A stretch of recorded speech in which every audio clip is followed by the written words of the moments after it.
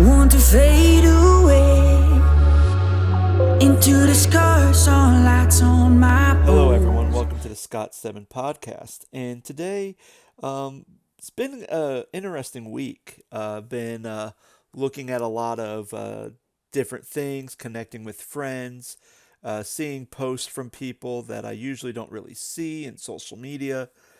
And I was just taken aback because I was been streaming on Twitch, which, if you're not familiar what Twitch is a streaming platform for people to film like stuff in real life, chat shows, video games. Usually that's kind of what mostly it was for, but now people have kind of used this platform for a lot of different things, which I think is wonderful. But I've been playing through an old PlayStation 1 game called Suikoden, and I'm in the part of the game I'm where an elf asked the Liberation Army for help. So the Liberation Army goes and talks to the elves, and they're like, "Oh, well, we don't want the help of humans because we don't like humans." So then we decided to go over to talk to the dwarves, and you talk to the dwarves, and the dwarves are like, "Oh, we don't like those elves," and it's like, okay, all right, almost in every video game, movie, television series, there's always seems to be a quarrel between different races, dwarves, elves, humans, But what was interesting is there was one like non-playable character in the game that I talked to, and it goes, "Yeah, it's always been like this. We don't like elves, but yet we're not really sure why that is." And that kind of struck me a little bit because I thought about, how often looking at our own lives, looking at our own selves, that we see our own prejudices, our own reasons why we may not like somebody for whatever the reason may be, whether that's gender, whether it's different cultures, whether it's different backgrounds, race, whatever those things may be. And it gets to the point where I'm like, my goodness, like, why are humans some of the most intellectual creatures in this world? And yet, things like our differences become a catalyst for us to show the worst of ourselves. Why is it that because somebody is different than me, that I automatically start to view them in a different light? I start to perceive them in a lesser light than I would perceive someone who is similar to me or like me, because I see that person maybe, if we're really honest, someone who we think are inferior, or someone we think is superior, and because we are afraid of that, we then do things, say things, make moves in some ways to be able to make that person that we are afraid of, for whatever reason that may be. And most of the time, I would say its reasons are not so good. That with those reasons, we do stuff to make them feel inferior. I was traveling this morning because there is somebody who needed to be prayed over and anointed at a hospital nearby. So I went over there to do that. And as I did that, I was just kind of listening to music, listening through Spotify, and usually they always have like a release radar. And I saw that there is a new song from a band I used to listen to called The Classic Crime. So I listened to this song and I'm like, okay, I'm enjoying it. I'm digging it. Then it made me nostalgic. So then I began to start listening to um, some of their earlier stuff. And, Even like their song Abacadabras, um, just the meaning of that song just focuses so much on how we're to blame, that it basically we're all the same, bones, skin, blood cell, all of humanity. We're the same. We're the same species. We're the same. We may have differences, but those different. But if we look at the basics, the core of what makes us human, we all have DNA. We all have skin. We all have bones. We all have hair or eyes. But it's always the things that make us different. It's like, oh, well, what my genitalia is different, my skin color is different, my eye color is different, my social economic background is different. Those are the things where that starts the division. My political beliefs are different. And so that's kind of the first half of the course. And the second course is that we're to blame because we spend so much time on ourselves. And I think, listening to that back then when I was younger, it's like, okay, yeah, I need to be more giving to people. But now as I'm older, I'm really thinking how powerful that line is. Because I think the power in that line is that not necessarily that it's always about me or I'm spending too much time on myself and my own wants and my own desires, but I think it's, I'm spending too much time on me and making the preferences of who I should love, who I should serve, who I should be friends with, who I associate myself with. And because I am making those choices, even though those are choices that have some type of output, basically it all starts with an input.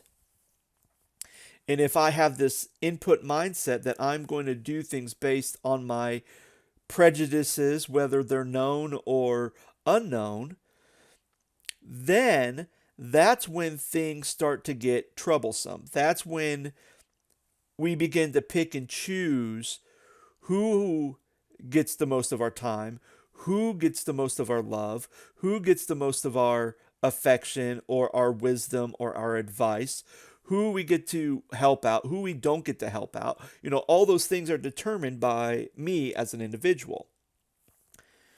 Where if we see people just basically, this is another human being that's going through a rough time, and color, race, religion, sex, all that stuff doesn't matter, then that changes the game, friends.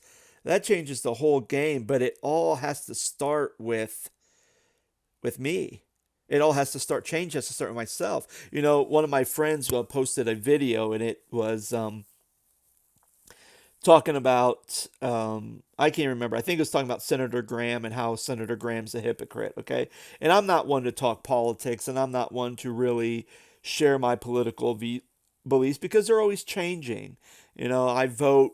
I never say I'm going to vote for a specific party. I'm usually across the board. I'm usually just looking at, okay, who do I think is going to do a good job? What are some of the things that I'm passionate about?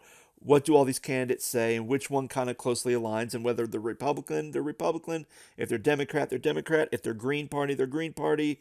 Constitutional Party, whatever party they are, that's how I vote, and that's how I've always been. I've never really focused on one particular party. Says I'm just going to vote this because for me, I want to make sure that how I'm voting at the end of the day, I want to make sure that the way I vote, I can say, this is who I think's the best. And if people agree with me and they get into office, great. If they don't agree, if they don't get into office, then bummer. But that's the way our system works. But as I'm watching this video, it instantly was talking a lot about some of the hypocrisy on the Republican Party. I'm like, oh, okay, no, yeah, yeah. But then I remember yesterday, I'm sitting in a car. I'm sitting to get my car repaired, and I'm watching the news. The news is on. I can't remember what it was because I'm kind of doing my own thing and doing some work, so I'm not really paying attention. But they're interviewing Democrats, and it was a live interview press conference, which usually if it's a live press conference, it's like, well, this is coming from their mouths. It's not being twisted or tarnished or anything. So as I'm listening to this, they're talking about impeachment and everything else. But then they started talking about how the president was going to cut Social Security. And that was kind of the big point of this interview. And as I'm listening to this, I go, well, wait a minute. I'm confused because it may be, I may not know too much about how our system works, but it's like, okay, I believe it was the House that said, okay, here's kind of the articles of impeachment. Here's basically the reasons why we want to go forward with this impeachment trial to impeach the president in the United States. So they list out all these articles. So these are the reasons, these are the facts, these are the things that we believe that our president should no longer be president, and we're going to submit that. All right, cool. So what does Social Security have to do with any of that, with the impeachment thing? Why are they bringing it up? And then I don't understand why they're bringing in all these different witnesses, because I would assume that when the House made these decisions in the first place, these would be the witnesses that they would have shared.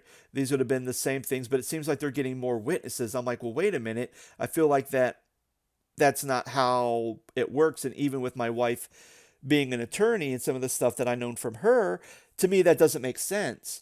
So I almost kind of feel like not necessarily where everyone's like, oh, the Democrats are corrupt or the Republicans are corrupt. I'm kind of sitting with a few close knit of my friends who are basically saying, our whole government system is corrupt, and maybe we need to just, clear house and basically get these people who've been in power for too long out of there, so that not necessarily we need young blood, but basically people who can look at things through a different perspective, and maybe people who may want to work together with people who are different from them.